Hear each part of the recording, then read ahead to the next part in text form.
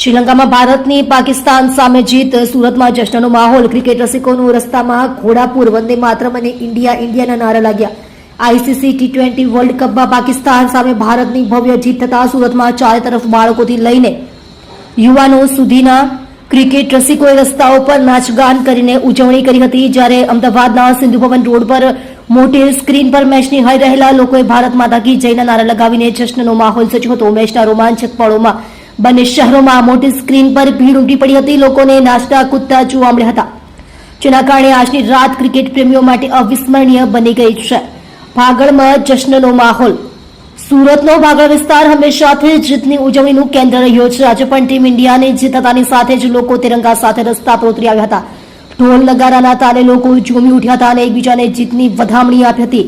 લોકોનું કહેવું હતું કે આજે મહાદેવના આશીર્વાદથી ભારતે પાકિસ્તાનને પછાડ્યું છે. આનાથી મોટો ઉત્સવ બીજો કયો હોઈ શકે.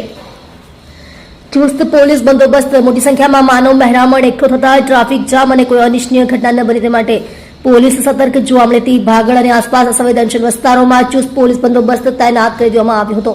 ઉચ્ચ અધિકારીઓ દ્વારા સતત મોનિટરિંગ કરવામાં આવ્યું હતું, જેથી ઉજવણીમાં કોઈ ખલેલ ન પહોંચે અને શાંતિપૂર્ણ રીતે વિજયોત્સવ મનાવી શકાય. મોડી રાત સુધી સુરતના રસ્તાઓ પર ભારતની જીતનો અને શિવરાત્રીના પર્વનો બેવડો ઉત્સાહ જોવા મળ્યો હતો.